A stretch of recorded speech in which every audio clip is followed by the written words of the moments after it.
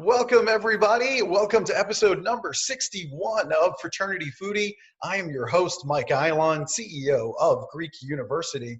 Of course, we call these segments Fraternity Foodie because there is nothing like good food to bring people together. As always, we have an incredible guest with us today, Dr. Pietro Sasso. He is an educator and a critical scholar. He is an assistant professor and the graduate program director of college student personnel administration at Southern Illinois University at Edwardsville. He draws from over 15 years in post-secondary education as an administrator and also as a professor. His research interests are centered on identity construction of traditional undergraduates. So we're talking about college student development. He also talks about alcohol misuse in higher education and the impact of the college fraternity experience, as well as masculinity in higher education. Currently, he has a continuous record of scholarship, which with 7 published books, more than 40 scholarly publications, and over 40 conference presentations. He is also senior co-editor of Culture and Society in Higher Education text series for Stylus Publishing, Myers Education Press. So welcome to the show, Dr. Sasso.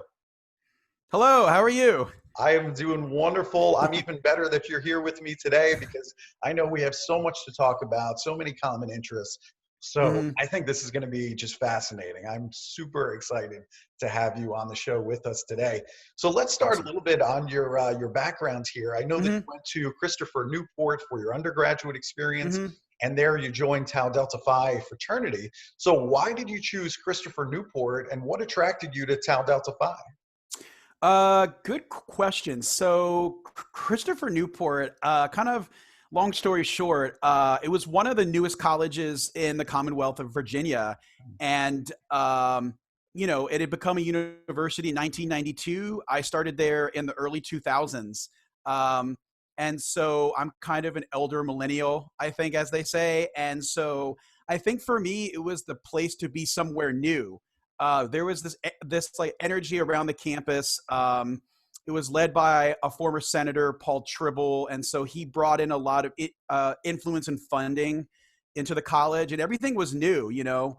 And it was by the beach, and so that was a big attraction. I'm from right outside of D.C., near Arlington, Virginia, and so for me, it was near home. And ironically, I was dead set on actually going to Longwood University.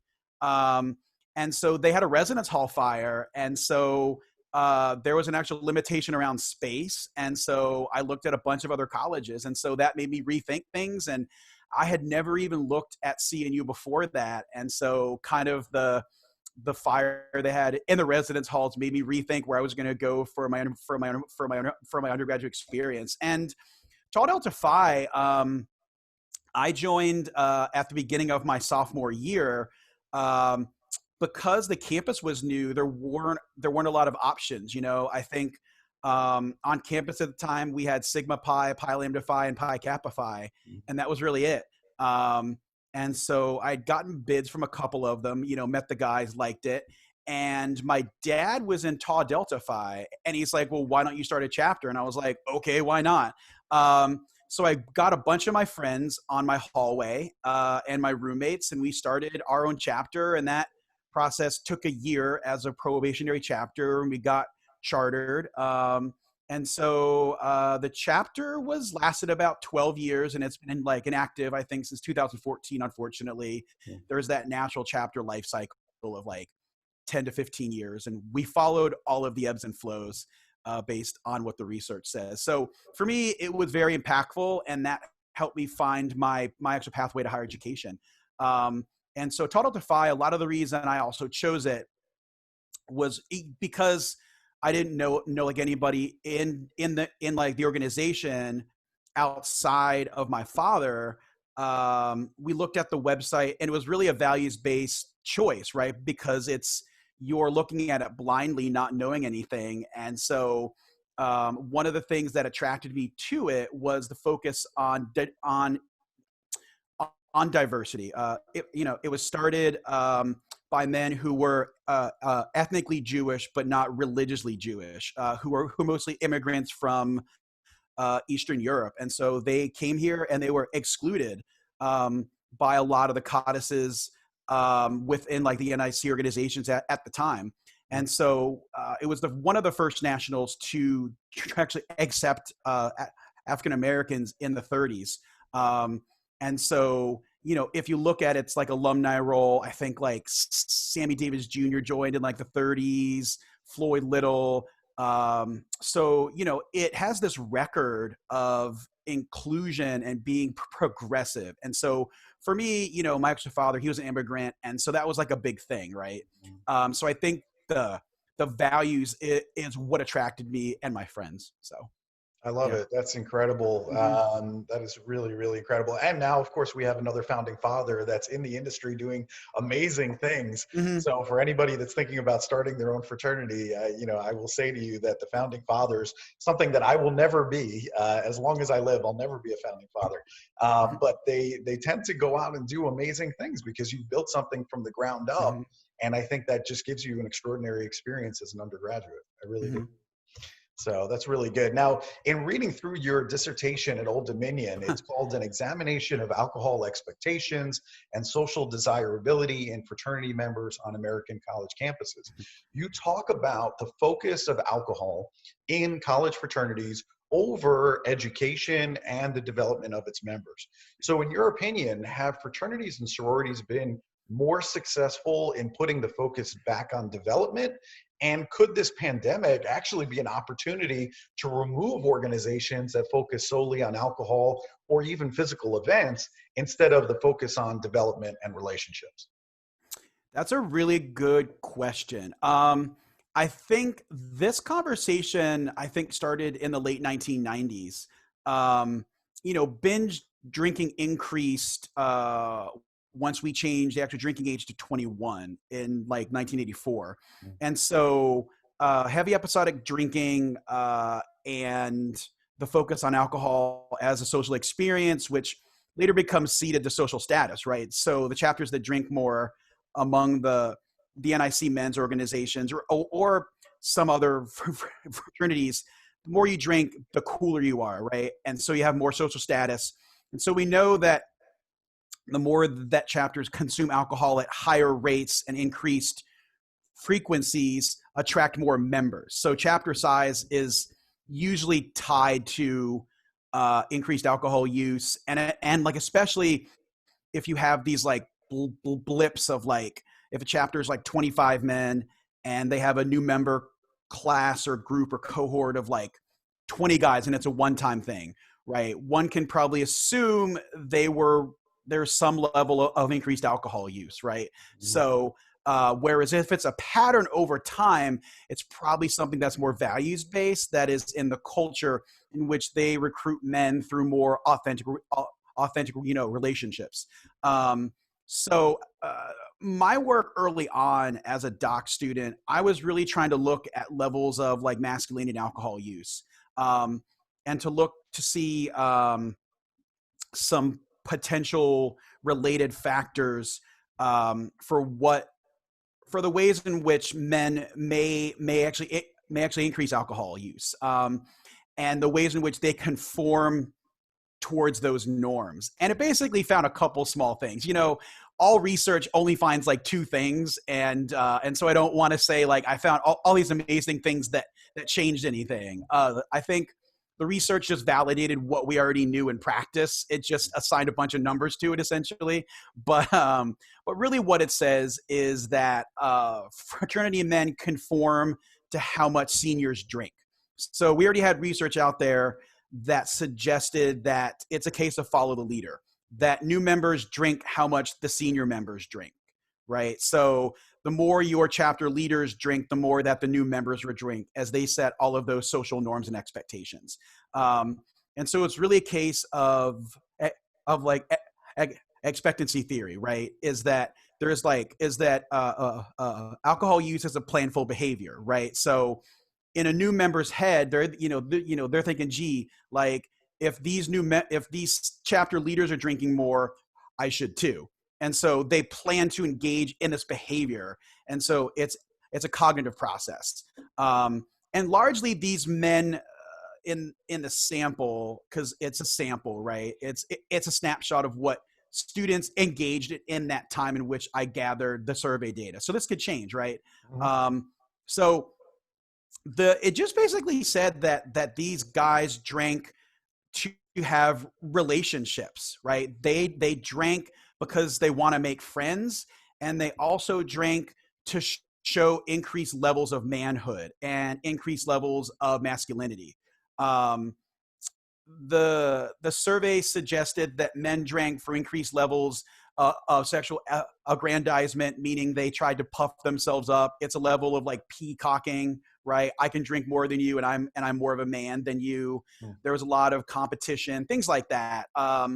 And so men, I think, drank to some extent to fit in and to form friendships because they didn't know how to be vulnerable and authentic to form sober relationships, and to compete, And so there's this level of like insecurity.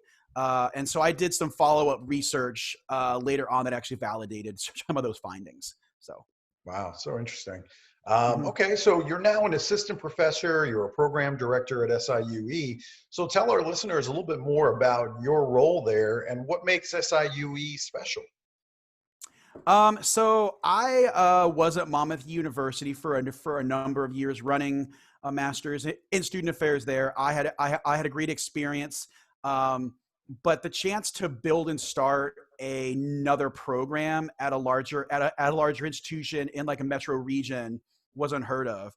And so I've been there, 4 years now. I am going into my 5th year since August the 16th.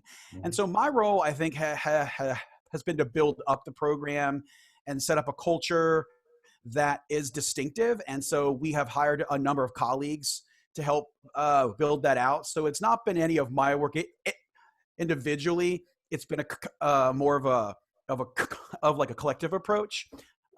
So I can't take all the credit, but it's been wonderful just being able to work with them and to build up a program. I think what makes it distinctive is it's kind of nestled in the St. Louis region. We have a lot of off-campus assistantships, say like St. Louis University or Blackburn. And so students can have one off-campus or on-campus. And the large, I think, focus is it's a constant effort to work towards social justice. It's never something you always achieve, right? It's not like this, you don't ever actualize it, right? Because we all have to do self-work towards that. And so that's something that I think ourselves as faculty, and we're trying to imbue that in our students. And we have, what is called our core 4, advising and supporting, assessment and research, student development, and then like advising and supporting. And so those are our 4 themes that students have to self-assess throughout the whole program. And so those are the core 4 things that we say, like, students come in and they actually get out of it. You have great people that work at SIUE. I think about Tyler and MJ in the Greek life office. Yes. They're amazing Sigma Pi brothers that continue to do great work for your community. So I have to give them a shout out. Yes. I think the world of the people that work at SIUE. They're really great. Tyler Manning has been phenomenal in trying to reshape the community. All the props to Tyler and the work that MJ has done, with our CSPA grads. Shout out to Lachete Grayson and Rachel Dunning and Rainey Summers that were all the grads over the last 3 years there or 4 years there. They have done a lot in trying to grow it and make it more, and working to grow it. I think expanding it and making it, I think, a tighter community. It's been a work in progress, but I've seen it just in my couple years in the new chapters that they have started. I think like Delta Chi started, Kappa Kappa Gamma, and there are more starting as well. So it's growing, it's exciting. And so I've done some work in helping some of the chapters, and a chapter leader sometimes like drops by my office out of nowhere. They like heard my name. So I've had random students just drop in and they're like, "Hey, Dr. Sasso, I hear you do this research. Like, what's up with this?" Or they want advice. So yeah. Well, that's great. That's really great to be a resource for the students. Let's talk a little bit about your books, because I'm just fascinated. In your book, Foundations, Research, and Assessment of Fraternities and Sororities, you talk about fraternities and sororities as a student movement. And you talk about these three key moments in history that created a shift from faculty authority to student authority. So Hmm. tell us more about that. Yeah. So in this chapter in the book, we tried to rethink uh, fraternity sorority life and the experience as a student movement. If we think about it, if we think about, I think, fraternity and sorority life as a subculture or a smaller culture within student or like undergraduate student life that is socially constructed, right? Students set up their own norms and values in the same way that each chapter does, right? Or each organization. They each stand for these norms and values. We often talk about ourselves as being values based. And so that sets or is intended to set expectations around behavior and conduct and how we carry ourselves and what we believe in. So that shapes a specific way of being and a specific way in which you approach your undergraduate experience. It's supposed to, right? And we're working towards that, I think, in so many ways. But so we try to think of this as its own movement and something that is almost not divergent to higher education, but is parallel. And so we talked about how faculty retreated from student life and how in loco parentis unraveled, okay, over time as they focus more on student life. Rather, as they focus more on their own research and writing and teaching rather than being a dean of men or a dean of women. And so you have what's called the Germanification of higher education as they embrace more of like a German research model. And so faculty over the period of 60, 70 years really retreat away from student life. And so there are these key moments, right? So one is obviously faculty. Um, they have their own departments. They specialize in their own research and academic areas. But one of the key things that changes things is housing.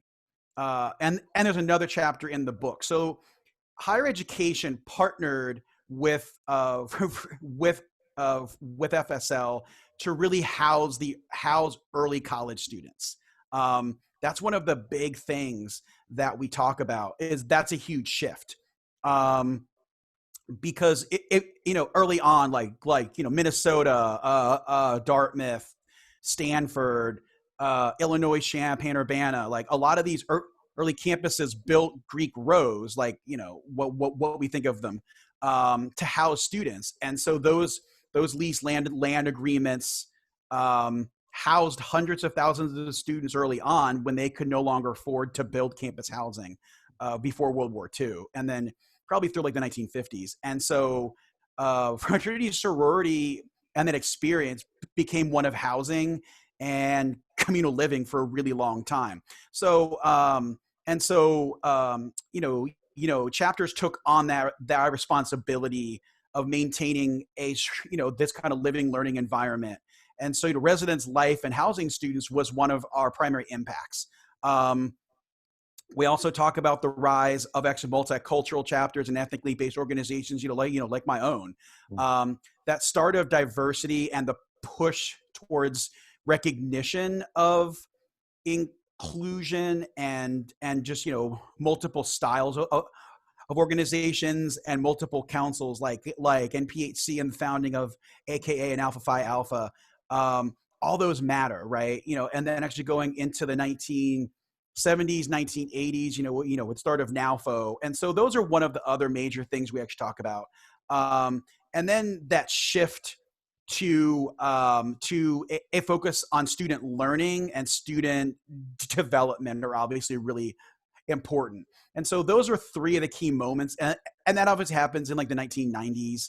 And so I think we have done a good job in the chapter in sort of problematizing those and say, like, here are some key points and key events.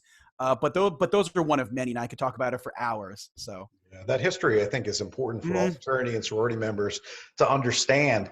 I also wanted to go back to the alcohol piece for a second. Your research in the book also indicates that alcohol consumption is impacted by peer influence or critical thinking ability. So can membership in any student organization be cited as a cause?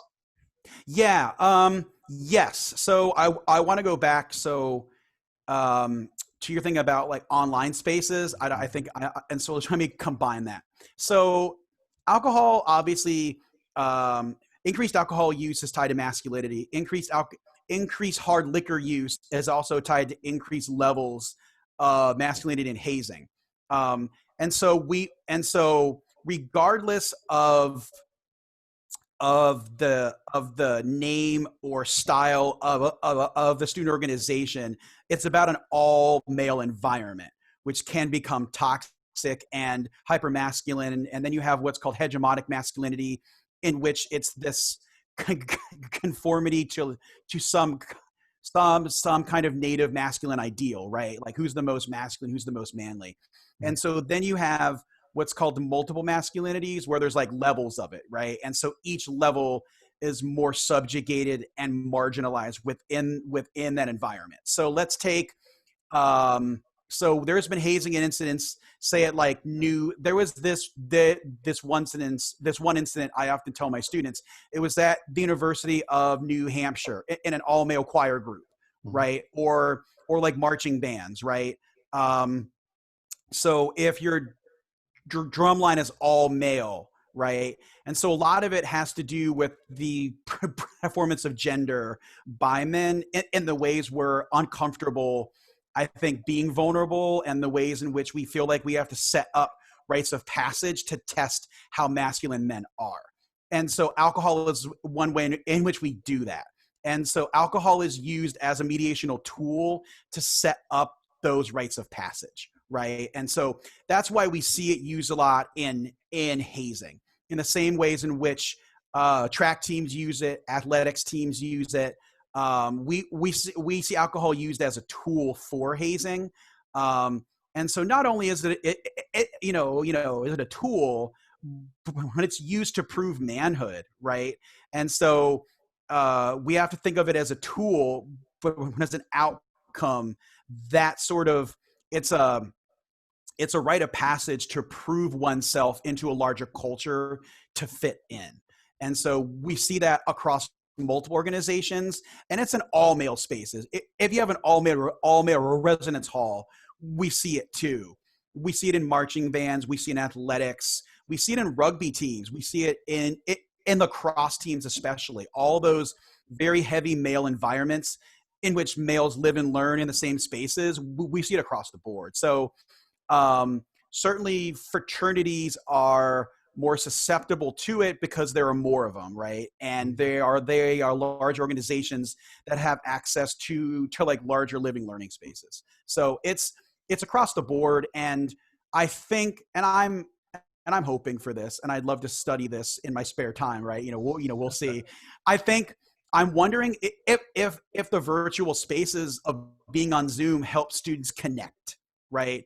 I think the NIC has done a great job in trying to push, virtual recruitment and like hosting watch parties and game nights and having things online. You have to connect in more authentic ways, and to truly connect, you have to talk about yourself, and what you like to do and how you like to spend your time and what your major is.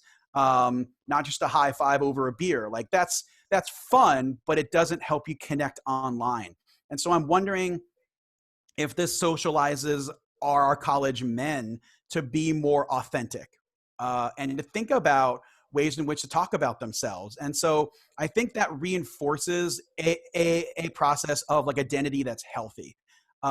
Something that we have to think about is these are college students, and college men cognitively, are behind college women by 3 to 5 years.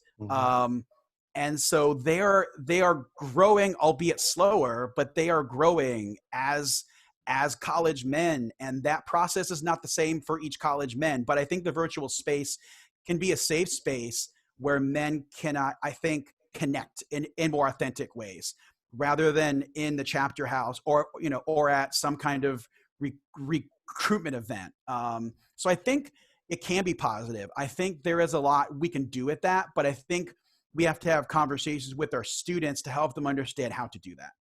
I totally agree 100%. That's what I'm working with a lot of fraternities around the country. I Mm-hmm. think this is a unique opportunity for us to really showcase those real authentic connections. So I'm Mm-hmm. hopeful that something good can come out of this pandemic, and this might be one of those Mm-hmm. things.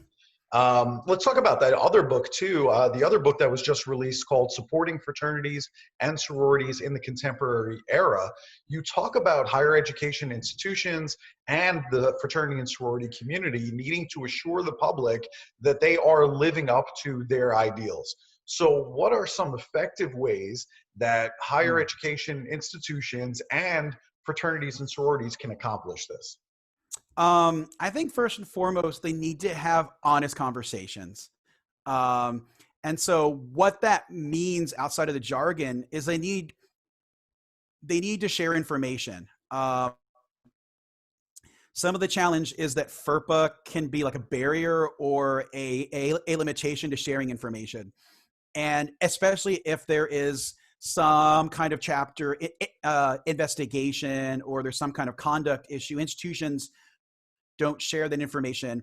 Or if it's some kind of internal review by the national organization, they aren't going to share anything because of liability reasons. Mhm. So I think we need to rethink some of the legal liability standards and information sharing so that there is more of a authentic, I think partnership based on trust.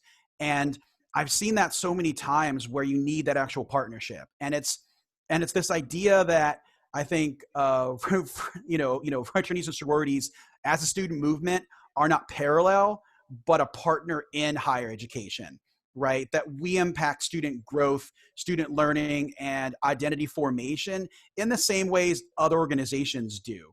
And we have so much research to say that. And so I think the buy-in by our senior student affairs officers having offices that are well resourced are really important, right? So I think it has to work two ways.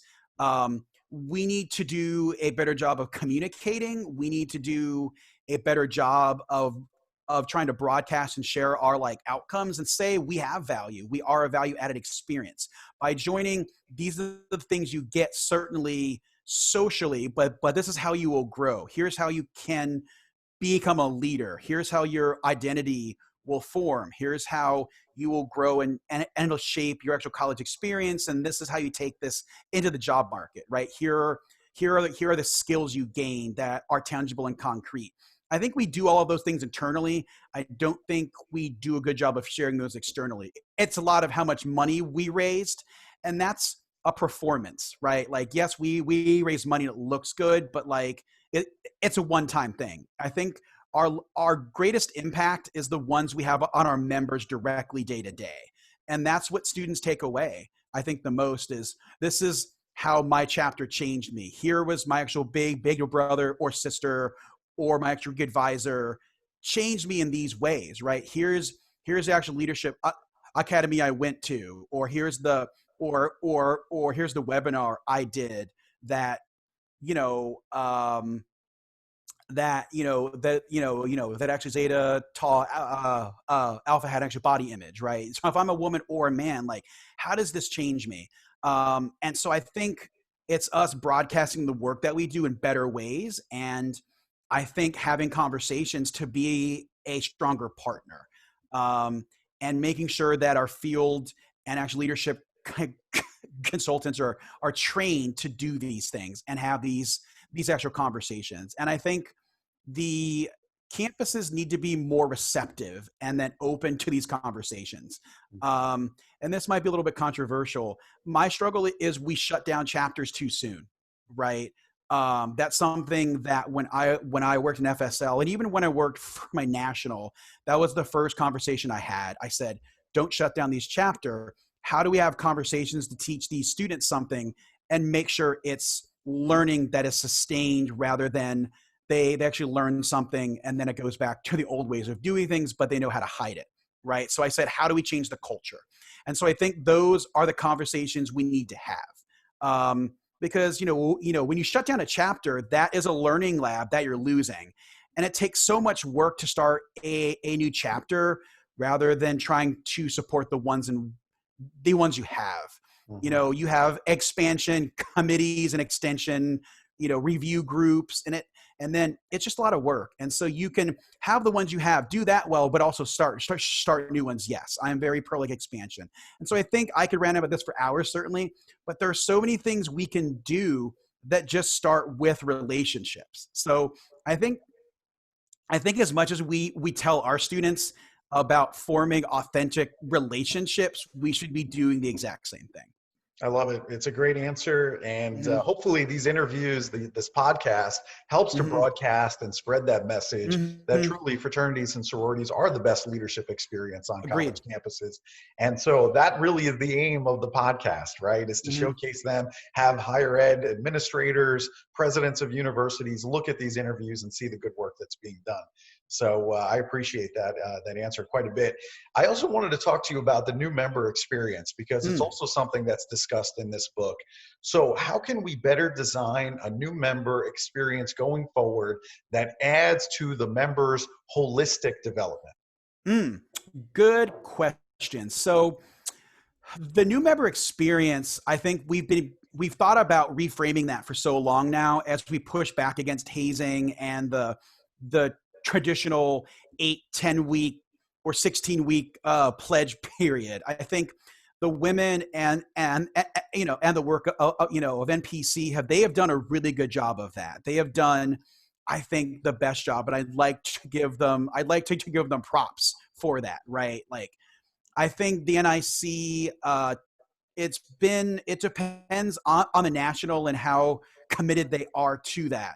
I think NMGC and some of the multicultural organizations do an excellent job of talking about their actual values and their culture, and the ways in which they have like an uplift, rhetoric for their culture and their values. And so they do a really good job of that. I think NPHC and its intake process is a continual process, but they have made so many strides. And I think the NIC organizations have too.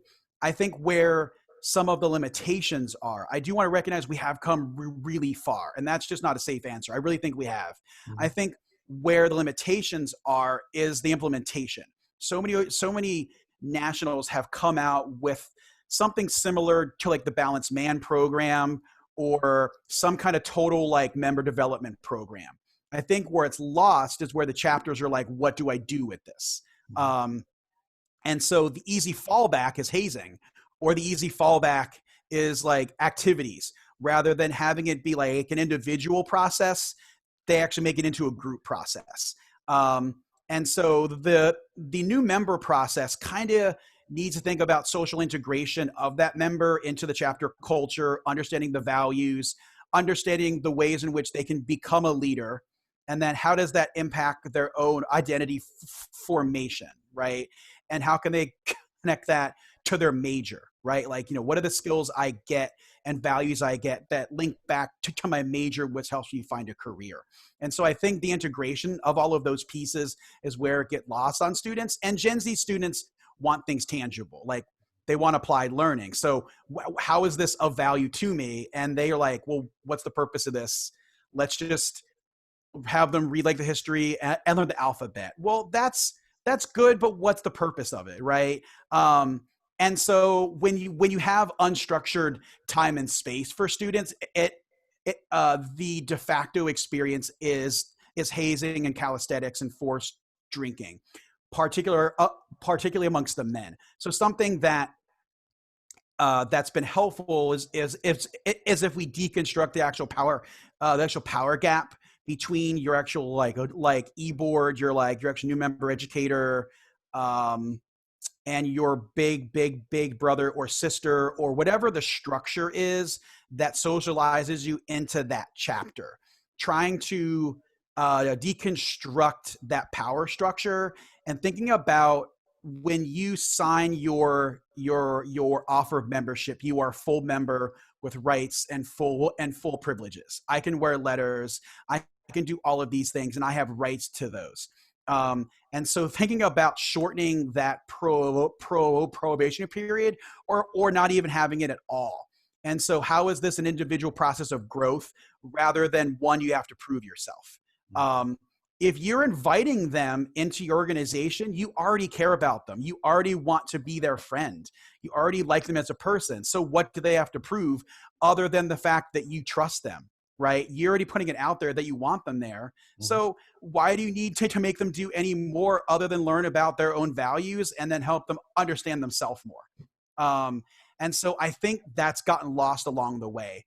That part of that personal growth piece has been missed. And so I think something like the Balanced Man program helps students. It has so many activities and it's well structured, it's coherent and sequenced in a way where it's a process of becoming and understanding yourself and leadership, right? There are all of these reflective pieces and this like 360 assessment piece you actually do of yourself. And it's this authentic assessment that helps you grow over your 4 years. And so moving from like a semester process to one of 4 years, so that becoming a chapter leader is something that you grow into over time. And so you start as a chair or maybe like some kind of, or you're on a committee your first semester, and then you grow into it, right? And it's this kind of step ladder approach. I think that works really well. And I think that's what the women have done well in NPHC and NMGC, NALFO, APITA groups. They've done just a really good job of thinking about this 4-year plan rather than something that's a one-off process. And so I think the more we think about the total growth of our members, the more that our members will also get out of it. I agree. And I think that's also why the NIC, I think at times has really struggled to build that lifetime membership experience, is because of the way that they approach the new member experience. So it is really interesting to see that. And hopefully we can make strides and learn from the other groups in terms of how they're doing, what they're doing, implement that in the NIC as well. So hazing prevention is something that is extremely important to me. What kind of liability should individual members be thinking about if there is hazing going on in their chapter? And how has that liability changed over time as you've seen it? Oh, yeah. I think the liability has diffused across campus, right? So you see people being named in more suits if they are implicated in it in any way across all levels of responsibility at the university as well as at the chapter level. I think about the Ryder case, 10 or 15 years ago, where multiple administrators were named by the actual DA office in New Jersey, and that was later rescinded. And so, I think you have a lot of these cases and examples where that's happening, where your senior student affairs officer, your FSL, or your campus-based advisor, your extra graduate assistants, right, are all liable.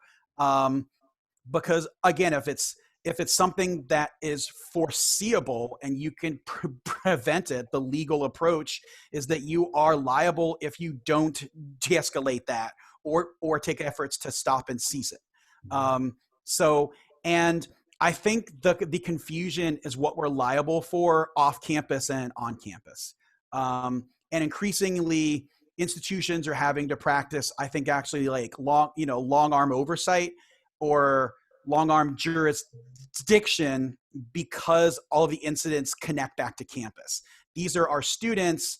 It's a chapter house right by campus, or it's in an off campus space where something happens, but these are our students and we may have known about these things, or there was a pattern of behavior that the courts are like able to prove that we didn't stop. And so they often talk about a chapter culture because that's what the research says. So they've been using our own research against us almost in the courts to prove that we haven't done these things. And so we have all this research that's used in court as a defense or as a tactic, I think, that we can use ourselves, right? So I think to any student, it's not about trying to fearmonger. I think it's about educating our chapter leaders, especially. They're the ones that are the most liable, I think, with regard to hazing. So it's about having conversations that if this is a behavior your chapter chooses to engage in, you can be implicated in a lawsuit, right? If the parents file, or if there is a settlement that is paid out, your chapter is paying so much more in insurance, right? And there are so many other myths that I think students hear. They, you know, if you think about FIPG, like students thought that if they were following FIPG to some extent, they weren't liable, right? Or that my national would actually cover me in a suit.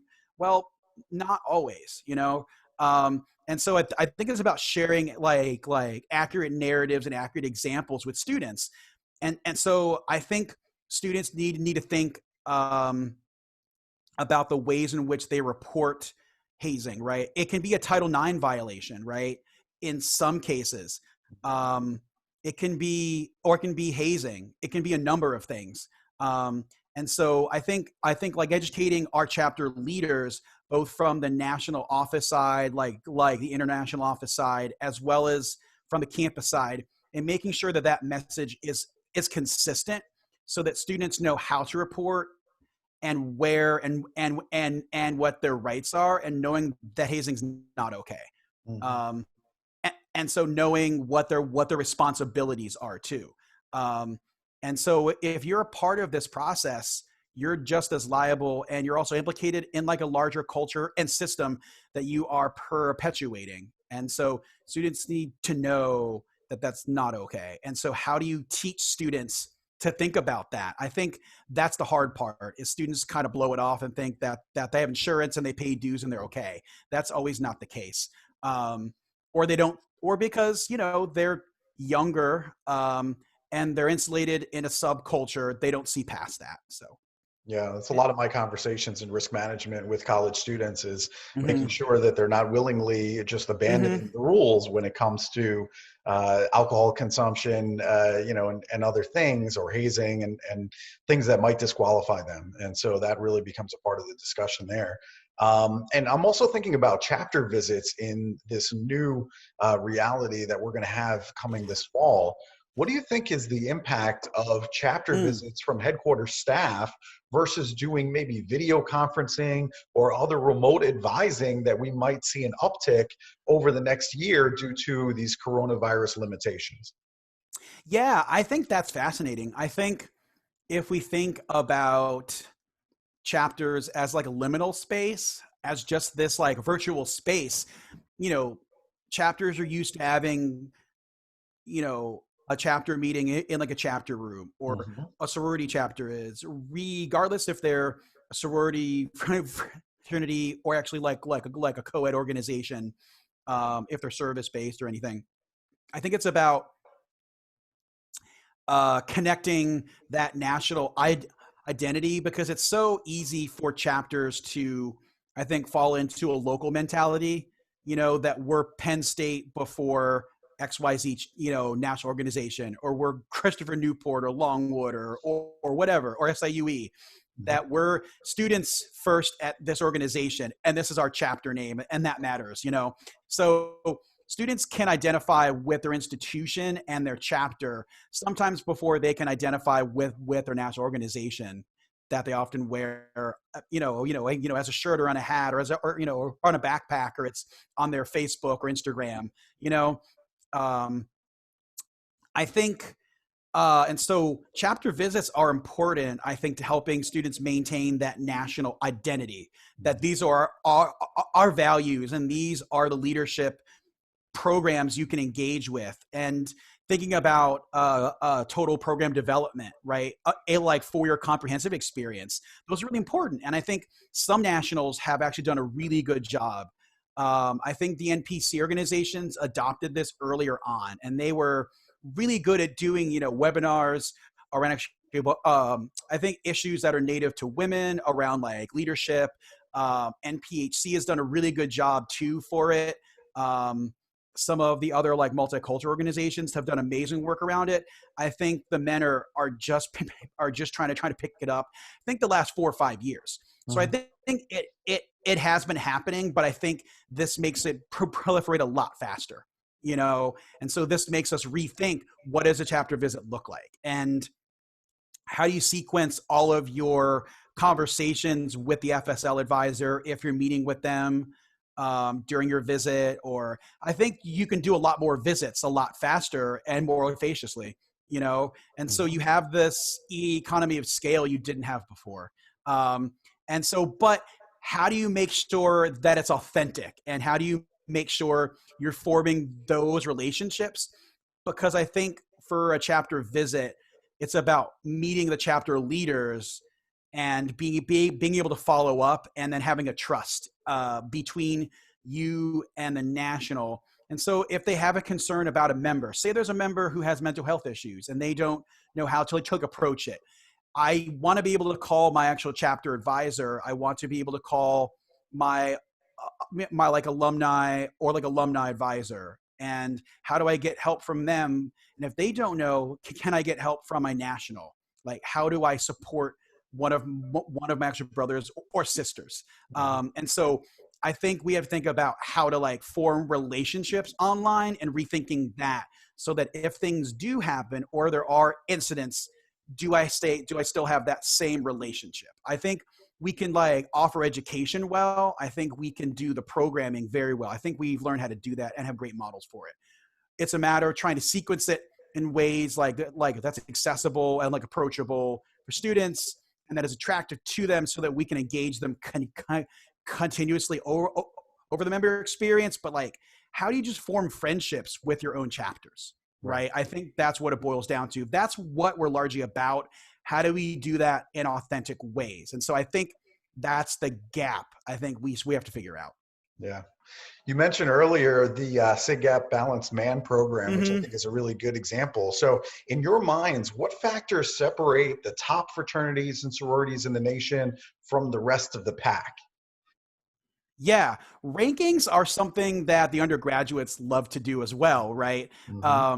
And particularly amongst the fraternities, it's about, alcohol is ceded to social status. So the number of social events you have, or the number, or even like intramural trophies and things like that, or typical ways, or the largest like new member group, or like, external peer evals, right? Or who has the largest house. There's this like material culture of like how much stuff and things you do makes you the best chapter on campus. I don't know that that we have accurate measures to like say who's on top and who's not. I don't necessarily believe in rankings. I think of chapters as a spectrum. But if I were to measure, I think it's about who's teaching their actual members the most. Like, what chapters are focused on helping their members be stronger leaders, and how are they helping them find their identity, and are they forming authentic friendships that are not just based on alcohol and doing something more superficial, right? I think deep, meaningful, authentic relationships. And so I think the truest measure of the fraternity sorority experience. It's one of the last places where you can do that, outside of being an RA, or being in some type of other leadership program has some of the same outcomes. The one thing you don't have is you don't have those deep friendships that last for life. That's what we do really well. And so I think the more chapters focus on that, the better. That I think that's what makes them great, and so some national organizations have a better structured program. I don't know who's better and who's not, or who's doing things. I don't have measurements for that, but I think as a professor in research and educator and a member of the movement, I just think the more we can be authentic, the more we can be ourselves and focus on that, I think the better that we're doing. And I think that's the true measure of who is, I think, stronger than actually someone else. Yeah, you're measuring the right things. I think that's right on right there.